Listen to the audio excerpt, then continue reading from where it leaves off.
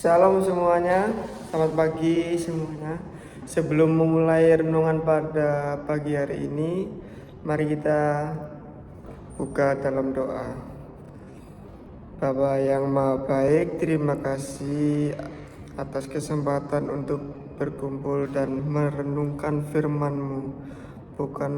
Bukalah hati dan pikiran kami agar dapat memahami serta menghayati setiap pesan yang Engkau sampaikan. Pimpinlah seluruh rangkaian renungan ini sehingga selesai. Dalam nama Tuhan Yesus Kristus, haleluya, amin. Judul renungan pada pagi hari ini, kebesaran sejati, yang diambil dari Matius 20:28 sampai 31.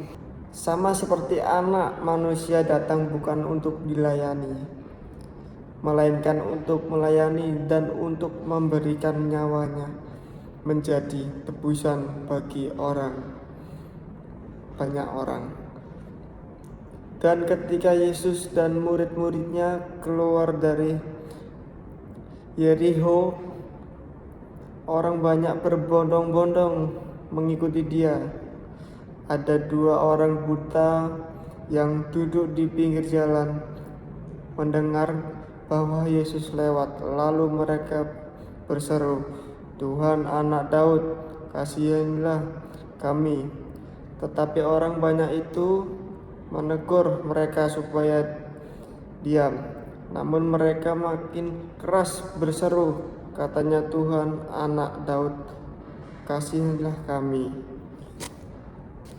Nah, dari bacaan tadi kita dapat belajar Tuhan telah menganugerahkan talenta kepada setiap orang, entah banyak atau sedikit.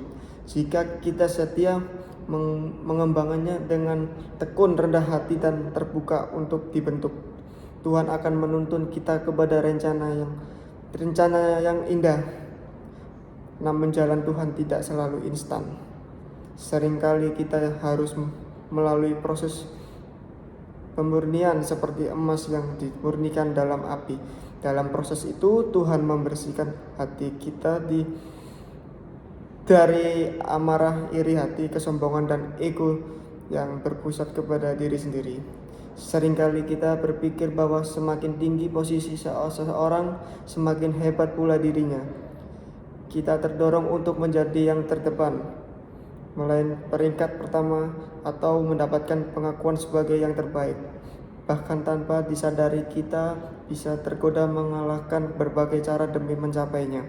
Namun Yesus Kristus memberikan pandangan yang berbeda tentang arti kebesaran. Menurut Yesus, menjadi besar bukanlah soal prestasi atau pengakuan, melainkan tentang kerendahan hati dan kesediaan untuk melayani. Setiap kita memang memiliki kesempatan untuk berkembang dan menjadi yang lebih baik. Namun segala kebersihan yang kita miliki sesungguhnya berasal dari Tuhan. Ketika kita menyadari hal ini, kita tidak lagi terdorong untuk menyombongkan diri, melainkan belajar bersyukur dan memuliakan Tuhan. Karena itu diberikan diri untuk Ia bentuk, dan mari kita sadari bahwa yang terbesar hanyalah Tuhan. Kita hanyalah sedikit debu yang tidak mampu apa-apa tanpa campur dengannya. Layanilah Dia dengan sepenuh hati. Sudahkan aku menggunakan talenta yang Tuhan berikan dengan rendah hati dan penuh tanggung jawab. Sekian renungan untuk hari ini. Mari kita tutup dengan dalam doa. Bapa yang penuh kasih, terima kasih atas firman-Mu yang telah kami renungkan.